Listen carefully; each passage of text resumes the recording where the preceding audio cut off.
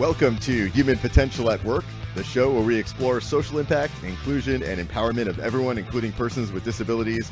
Get ready to be inspired, hear success stories, and learn tips and principles for bringing out the best in everyone. And now, here's your host and CEO of Ruh Global Impact, Debra Ruh.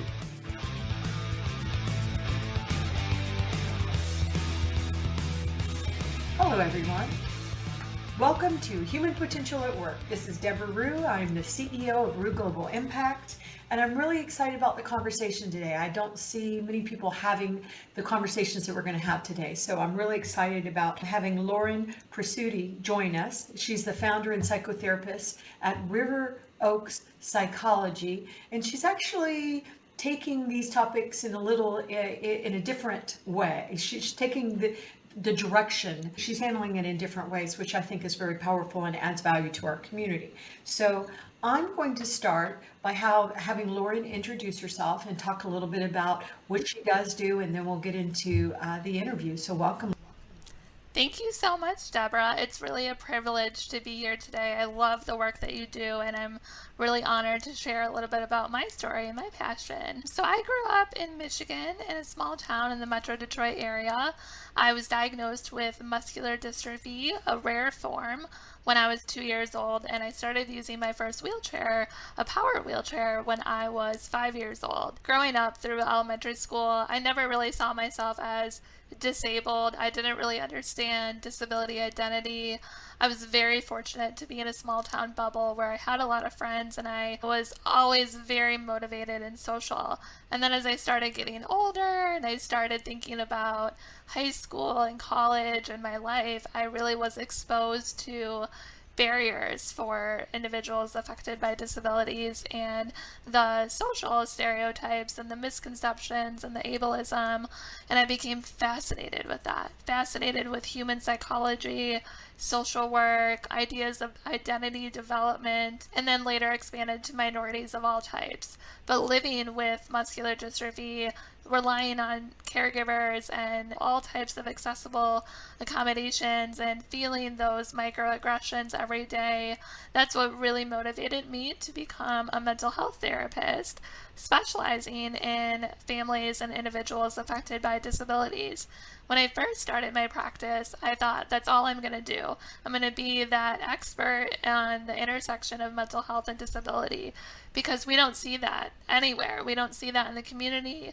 When I was growing up, when I wanted to seek out counseling services, I spent the entire session educating the counselor on what a disability meant, what my life was like. The entire counseling experience for me was simply educating the therapist, because graduate training programs don't really teach on disability. We see a lot of training on, how to be effective for other minority groups, how to be effective as a therapist for different populations, but we often don't see that for disability. Disability is often left out of the conversation, and I really believe that it's backwards to me, because I feel like individuals with disabilities have to be some of the most resilient, the most creative, the strongest problem solvers, the ones that have to be empowered, that have to feel like they can self-advocate for their lives, that they can stand up and really have their voice heard and really ask for the conversations that they need to achieve inclusion. And yet we don't treat the mental health needs of this population. We almost view them as outsiders or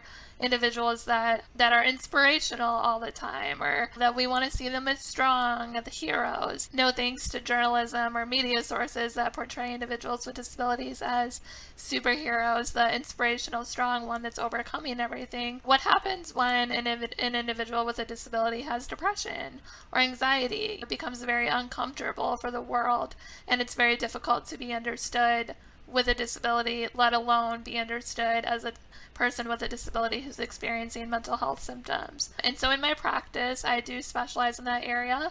I have expanded to be a therapist treating a wide variety of individuals. I like to say that disability is only one aspect of my identity, and it's only one aspect of my clinical practice.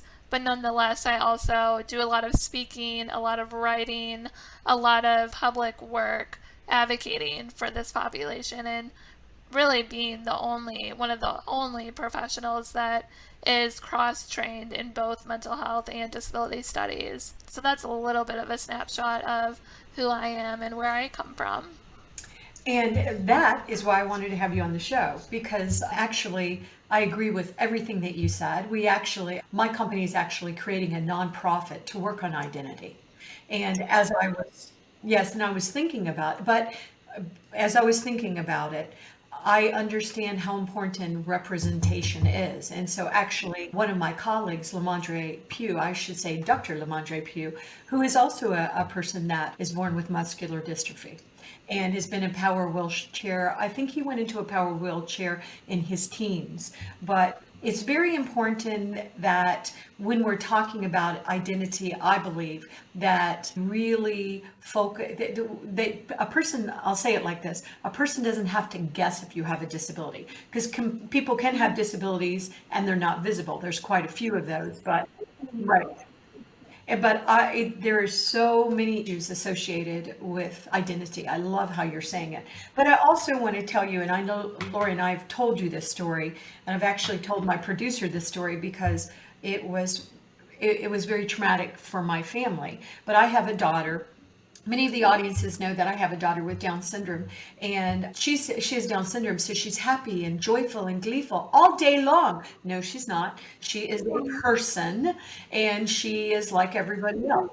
Absolutely. And as my daughter was growing up, I did not realize this. I knew something was wrong, but my daughter she had a health condition that we did not know about, and I didn't understand this, but what I also didn't know is that my daughter was living with intense, and that was, but we just did not know that. We found that out later. But so what I did was I saw that she was having problems, mental health problems, depression, anxiety, behavior issues.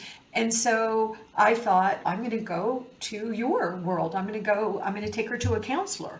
And so I had such a hard time finding a counselor first. And then I found a counselor, and I was very upfront. I explained to the counselor that my daughter had Down syndrome, what we were walking. I didn't just appear in the room. We actually told the counselor what was going on. So we get to the counseling session, and a unique thing about my daughter, I think it's unique, even though it sometimes can be stressful. My daughter talks in riddles almost. So when my daughter, for example, is in pain, she will start talking about this old boyfriend and his, I won't use the word she uses, be blank girlfriend. And I know that my daughter is in pain. She doesn't like that I know that, but I know something's happening. But she has to engage with the rest of the world. She doesn't live with me. She lives in a supported apartment. And so the rest of the world needs to understand her language, not just me. But anyway, so I've taken her to counseling. And so the counselor starts with just telling her that she's here to protect her. It's confidential, things like that. But if she's going to hurt herself or hurt someone else, she would have to report it to the police. Just a little disclaimer. So without missing a beat, my daughter starts talking about her ex-husband that beat her, and she goes into this long yarn, and I just let her go. And then my daughter stops, and I look at the therapist and I said, that's why we're here. Something's going on with her, but everything that she just said actually didn't happen, which made my daughter mad. But this is how the therapist responded. Oh, I can't help you. Oh, I can't help you. So she took my money and she scooted us out the door. And it made me so sad that because my daughter has Down syndrome, we can't get counseling help. And it really broke my heart a little. Now, we wound up later, Lauren. No, it shouldn't be that way. And later we realized the Sarah was deathly ill. She almost died. Okay. But still, I still haven't taken my daughter into counseling, even though I think it would be beautiful. I think you also do coaching. I would love for my daughter to get coaching. But when the therapists don't even understand, like you said, what it means to have a lived experience with disabilities, it doesn't mean you're broken. It just means absolutely not. Experiences. Yeah. And I think a lot of times counselors will make assumptions, and they have so much bias, and the assumptions can be so widespread. One assumption might be, Oh, obviously they're seeking counseling because they're angry about their disability. They may be seeking counseling for a reason that has nothing to do with their disability. Or maybe they assume that they're here because they're sad or they're depressed about barriers and limitations. That's not necessarily true. Most people with disabilities are very well adjusted, and they may be struggling with disability related things, but they also may not be. And so we really need to have therapists that understand the disability as a natural human difference, a natural part of humanity. That's not this internal or physical deficit that needs to be fixed or cured. I think there's a place for research and treatment. Where is the social model of disability in the counseling field? We don't often see that. I don't think that many therapists would even understand terms like medical model of disability versus social model of disability. If I ask them to give me some examples of ableism, I don't know if some of my colleagues in the counseling field would really understand what ableism is. There can be a lot of shortcomings. I agree. And I also think, Lauren, that actually your lived experiences and your education and all of the experiences, your work experiences, makes you a better counselor for people that don't have disabilities as well. Just because the reality is, when we've had opportunities in life to learn and grow, all of us are going to walk a bunch of crap. It's just part of being alive. I believe we're spiritual beings having a human experience.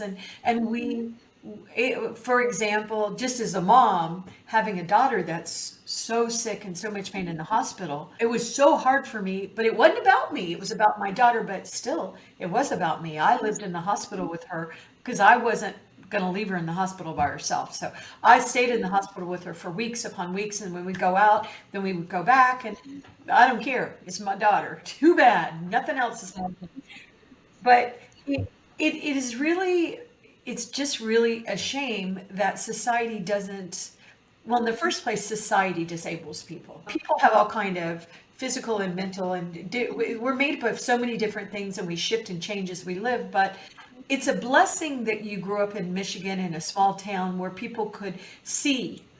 They weren't going to get caught up in your disability. And also, I imagine some of your peers might have been a little jealous of your power wheelchair because you were able to navigate and get around. Because children are fascinated with this, right? In elementary school, despite what you might think, I was very popular. Oh, no, I bet you I were. was very outgoing, very social, and it really wasn't until I went to college that I started learning about these things. And contrary to limitations and barriers, I was really fortunate, and I was actually able to study abroad 4 times in college. And so on those study abroad trips, where of course I had to bring a couple of caregivers with me that were other students traveling with me, but when I made it on those trips and I went on those experiences, I learned so much about myself as an individual with a disability, as a woman with a disability, from the different diversity perspectives, from having to explain my needs to everyone around me all the time, learning to survive in different types of social settings or academic settings or employment settings abroad and in the United States back in Michigan. I really had to learn how to advocate for myself and how to speak up. And I do think that all of those experiences have instilled with me flexibility, resourcefulness, adaptation, right? Individuals with disabilities are some of the most innovative, some of the most adaptive, resourceful problem solvers, which make them extremely employable despite what people may think. Yeah, as I'm thinking about all the skills that I've learned from having muscular dystrophy and overcoming these barriers, I realized that I'm not only an effective therapist for individuals with disabilities, but also without, because they're really not that different. People with disabilities are really not that different from the general population. So I feel so honored to be able to work with both individuals with disabilities and without. I think sometimes individuals without disabilities that come to me walk away learning a little bit more about how normal people with disabilities can be. Of course, I have some clients that question my wheelchair, and I'm very transparent, and I say, yes, I use a wheelchair. Ask me any questions that you may have. I'm an open book. I'd love to talk about it if you have a question. But most of the time, they might have 1 or 2 questions, and then they think, oh, Lauren's normal, it's fine, this isn't weird. And I hope that they walk away from my counseling experience having a little bit greater insight on the capabilities and the qualities of individuals with disabilities. Very well said, Lauren. And the reality is you were a trailblazer. And it's sad to say that, even though it's great to be a trailblazer, but in 2001, that we still are, 2021, sorry, that we still are treating people with disabilities. There's some other species that they're broken, or it's just ridiculous. And I know that right now we are trying to figure this out as a community across the world. And of course, the way we're experiencing this, it's very interesting that depending upon where you live, and not even where you live in the States or where you live in Bangladesh, or it also impacts you because society believes different things about individuals with disabilities. And so I know that this is also a time where we're rethinking every single thing about society, thank goodness. But I know very few people that have disabilities that are in your field. I'm sure there are, because a lot of people might have, and this is another reason why we're talking about it from the nonprofit I'm building, because it really is time for us all to embrace our lived experiences. I am so many different things. I'm a mother, but I'm also a mother of a daughter that was born with Down syndrome. And that's a little different from being a mother of this amazing son that I have that doesn't have disabilities. But as you said, Lauren, my son was impacted, I believe, mainly positively by having a sister with special needs. But at the same time, my son might feel at times that he didn't get as much of attention from his parents because we were spending a little bit more time with his sister. And we actually had some innovative guidance counselors during their school years that would sometimes try to address some of these issues. But it feels like it's almost always an afterthought. And so I think that's once again why your work is so important, and that you're not just going to look at it from your work and the clients you serve and the people you coach, but you're also trying to help the rest of the profession. Because during COVID-19, I've heard horrible estimates, 60% of Americans are going to have PTSD. And as a counselor, that PTSD is very interesting. It might not come on, it might not really show its ugly head for years, and then all of a sudden you start having it. And we've learned this with our military people that have had PTSD, but anybody can get PTSD. Yeah, anybody can. And going back to one of your points about like different areas of the world, when I was in South Africa, I always made a point to interact with individuals with disabilities. When I was in Australia, I made a point to interact with individuals with disabilities and disability organizations. Japan and Ireland as well. Those were my 4 study abroad programs, and I was astounded at the variations and the differences and just the different perspectives with their identities and internalized ableism and the ways in which they navigate resources. And so it definitely gave me a great deal of perspective. Yeah, and then as you said again also about educating my colleagues in the field, that's what motivates me to be a speaker and to be an educator and to provide training for other counselors and to write articles on these subjects. I'm always looking for ways to explain to some of my colleagues on what they're dealing with. And I've had a great number of professionals come to me saying, I'm working with someone with a disability. I feel so stuck, Lauren. I don't know what to do. They feel so comfortable with me. I don't want to refer them, but I need help. And so I've worked with a lot of other colleagues and professionals providing insight on, no kidding, they feel understood or misunderstood. This is why. Or they're probably not opening up to you about this because your approach is like this, or different things like that. I've really enjoyed not only being a counselor, but also being an educator as well. I agree. I want to get your comment on something. One time I said to Lamondre, and I meant it positively. I said, Lamondre, I said this to him a couple of years ago. I said, I don't even see your disability. I don't even see it. And I meant it as a compliment because there's so many things he is. And so he said, Debra, I want you to see all of me. And I am a person with a disability. So when you say, and I understand you're saying that out of love, but I He said, I'm an African American man, and I want you to see I'm a man of color. I want you to know that. But I meant it in my own heart. I meant it in a positive way. But he said, no, I want you to see all of me. And he's been a great teacher to me. He's always teaching me, just like we are to each other. We're all learning from each other. But somehow society's gotten stuck when it comes to people with disabilities, especially people with visible disabilities. Now, people that have invisible disabilities, society will decide, oh, they're acting out, or my gosh, could you be a better parent? Your child is out of control. And I think there's also a lot of problems with invisible disabilities. Yeah, and what we do is we blame the parents and the individuals rather than seeking to understand who we are. Yeah, and so there's a lot of problems with all these different parts of the conversation, including, I want to say one more thing, Lauren, including people saying if you don't have a visible disability, you're not disabled, which I disagree with because we have defined what it means to have a disability under the Americans with Disabilities Act and under the Convention of the Rights of Persons with Disabilities. And so I think that I see sometimes people with physical disabilities actually attacking people with invisible disabilities like they don't belong at the table. So it's very confusing and messy as we move forward, but I just wanted to throw those hard topics to you.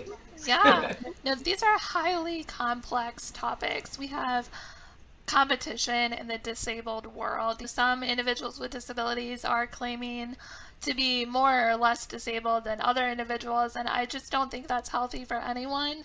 I don't think that individuals with physical disabilities should be saying that they're more disabled than individuals with invisible disabilities or those with chronic illnesses, because individuals with invisible disabilities absolutely need to be part of these conversations. Their stories are what's falling through the cracks.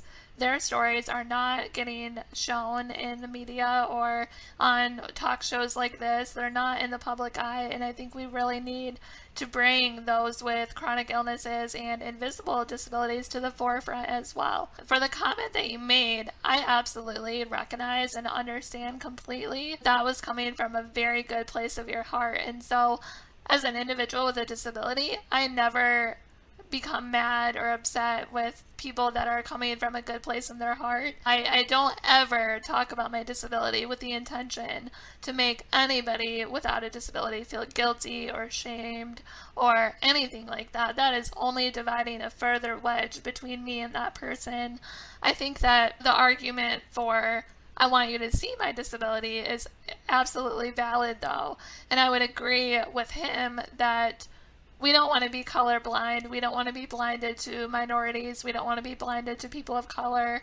We also don't want to be blinded to the lived experiences of someone with a disability. Growing up, like in middle school or high school, before I really became aware of these things, I had friends as well that would say that they didn't see my wheelchair, and that was fine to me. But then there were also experiences where they would invite me somewhere that was totally not accessible and not even act like it was an issue because they didn't consider my disability. Or they would invite me somewhere where there was stairs and it wouldn't even cross their mind that I wouldn't be able to go there. Or they would invite me to people's homes but not offer a way to have a ramp or anything like that. And it was almost dismissive of my reality because I felt more invisible and almost like they weren't recognizing my lived experience and my truth. And I think that was a little bit damaging. So I think, the argument for, no, I want you to see my disability. I want you to say that I'm a disabled person. I want you to see that part of me is an opportunity to bring disability into the conversation and normalize it. I think our society views disability as a bad thing, but that's a social construct. Why do we view disability as a sad, bad thing that we need to have pity over? It's because it's been formed that way because of history of disability and not being comfortable with disability. People in general are very uncomfortable around disability. Unless I'm going to be outgoing and make jokes about it and ease their discomfort, Nobody wants to hang out with me at a party. They're going to feel awkward. They're not going to know what I can or can't do. Should they high five me? Should they not? They're not really aware of the things that I can and can't do. And they're not shying away because they inherently don't like me, but they're shying away because they don't understand and they don't want to say something that's offensive or say something awkward, but I welcome it, and I think that we need to talk about it. We need to be open. We need to have conversations between those with disabilities and without so that we can say, we're not talking about this to make anyone feel ashamed. I'm not having these conversations to make the individual with a disability feel a sense of shame or the person without a disability feel a sense of shame. That's only going to divide us further apart. We need to talk about them openly and say, yeah, I love that statement that you don't see my wheelchair. I love that you see me as a good friend and not considerate. However, let me just open your mind to the fact that if you don't see that part of me, it's like you're erasing this identity.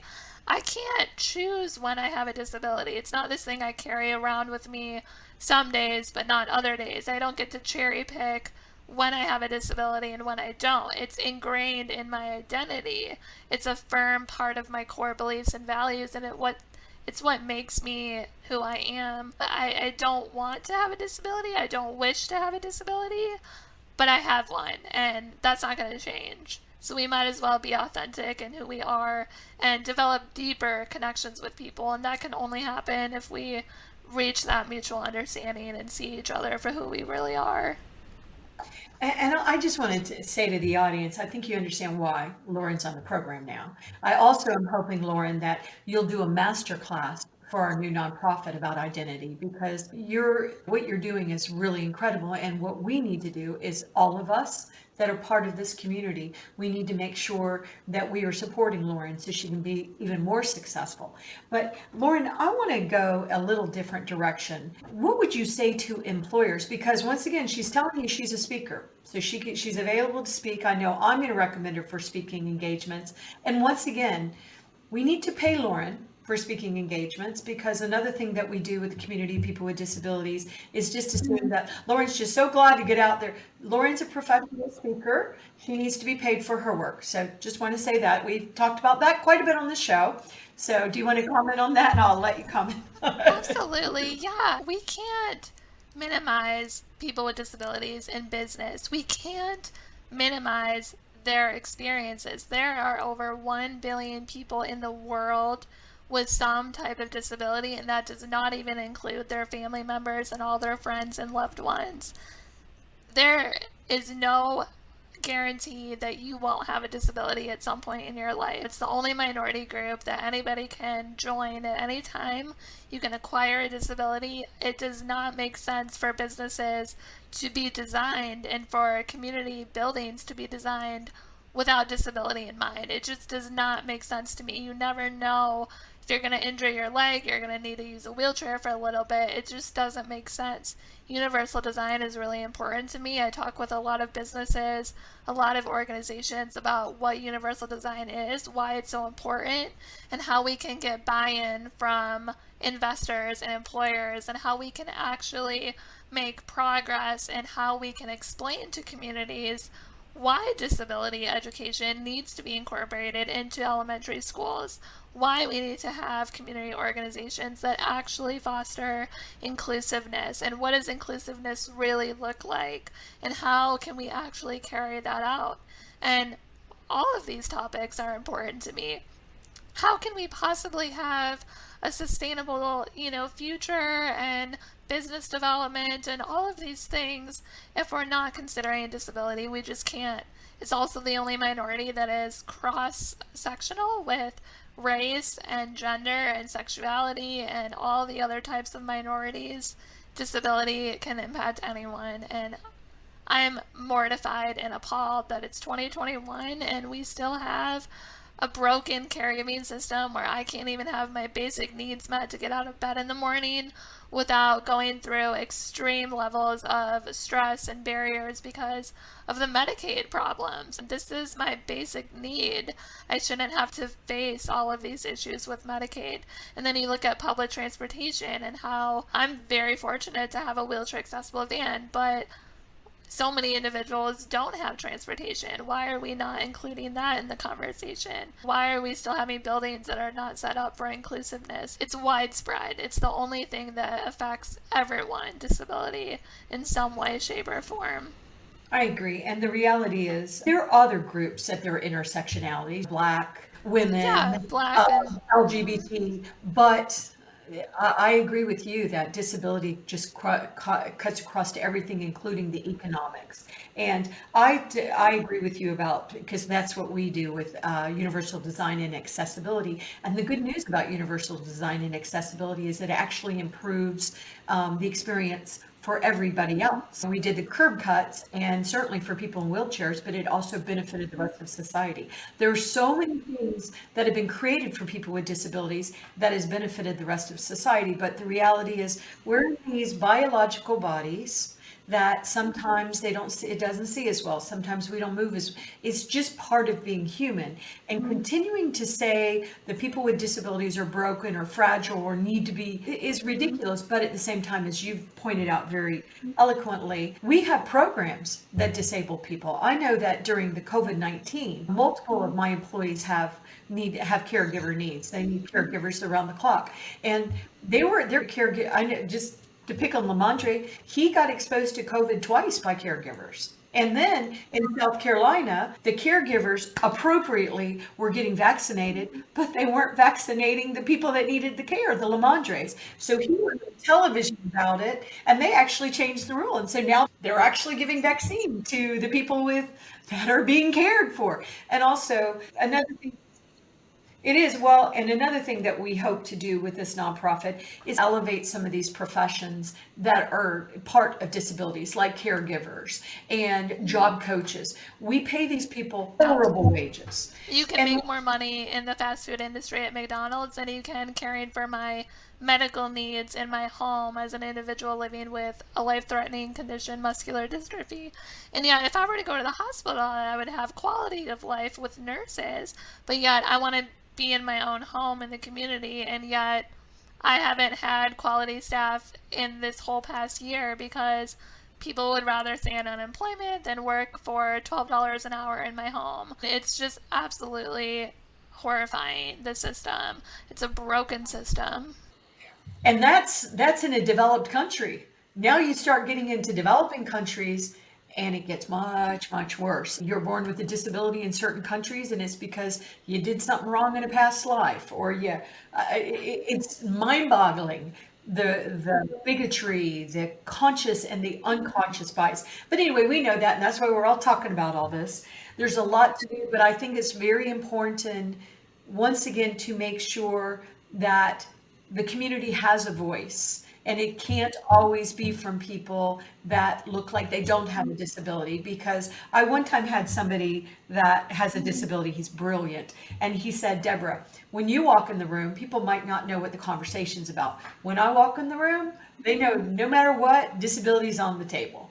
And I just thought that was such a powerful comment he made. And he's brilliant. He was born with cerebral palsy. But I just think that and everybody knows this, we're rethinking all of society. So as we rethink society, we need to really think about all these problems. So you're a professional, you have your own business, you're an entrepreneur, you're a speaker, you're a counselor, you're a coach, and you still can't get good caregivers, for example. And I know, and it makes me passionate about talking about this, because if I can't do it, how can individuals who are physically unable to work because of a legitimate disability able to do it? How are we neglecting their basic needs? And one of the things that I really love about my job as a mental health therapist is we have to do the internal work that is necessary for us to feel like we deserve better. We have to do that internal work, because if we have internalized ableism or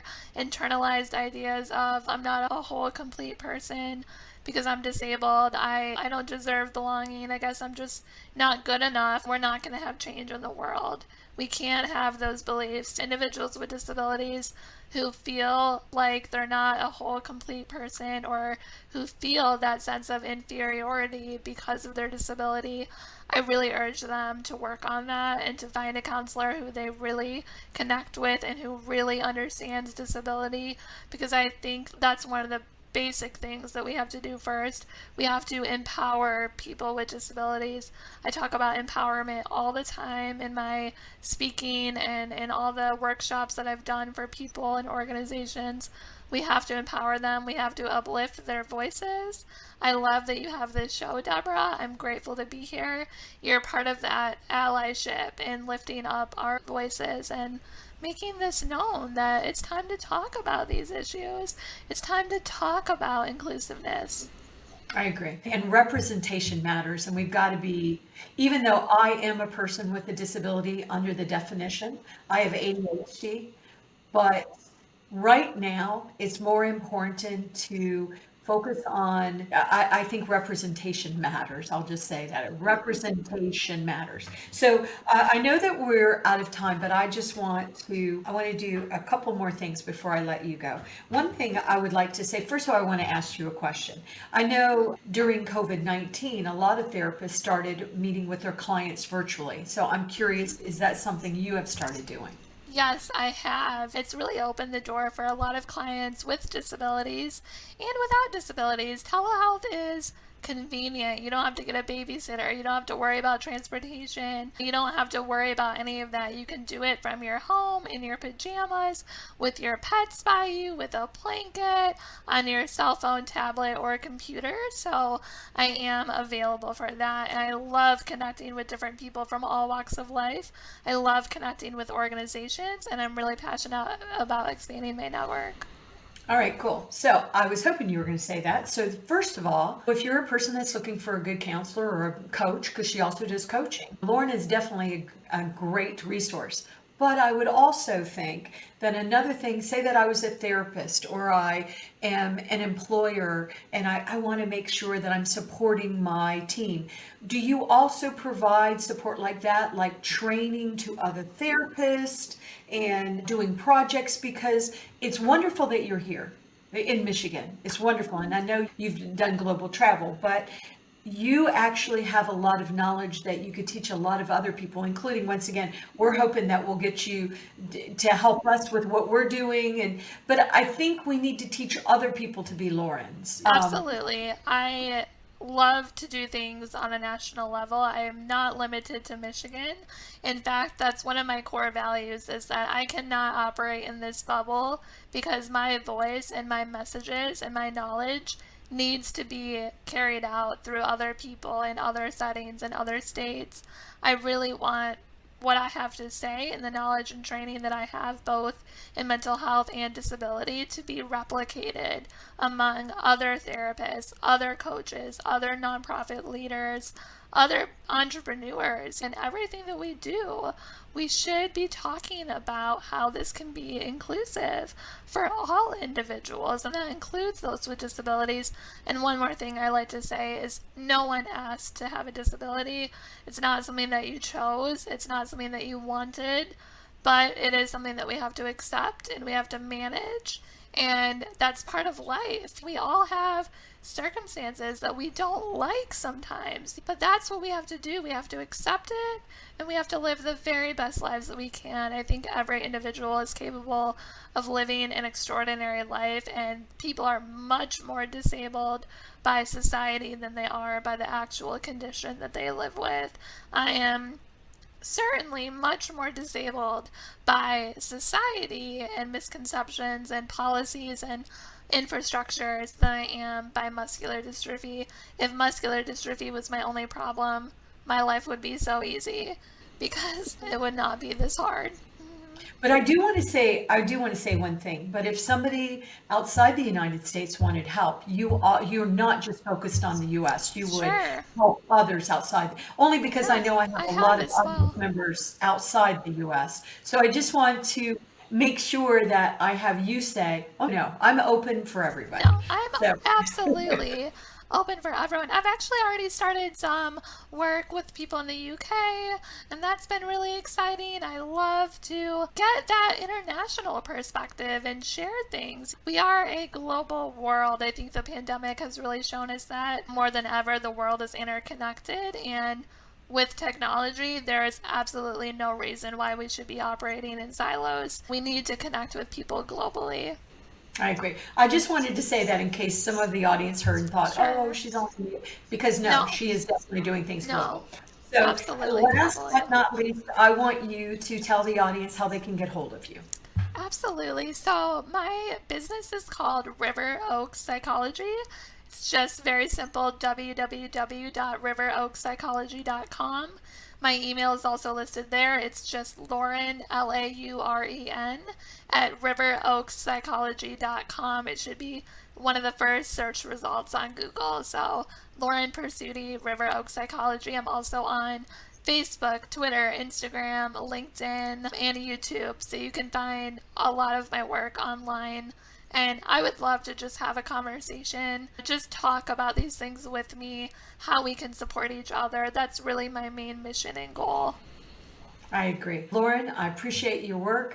When I heard about it, I was like, oh no, absolutely, you got to come on. I know the guests are backed up, so it takes a while to get on, but I really wanted to make sure that my audience knew about your work, and I will continue to support your work and pull you into what we're doing, but I just really wanted to celebrate what you're doing. So thank you for being on the show today, Lauren. Thank you so much for having me. This has been a real honor, and I love the work that you're doing as well, Debra. It takes all of us, as you said. Bye, everyone.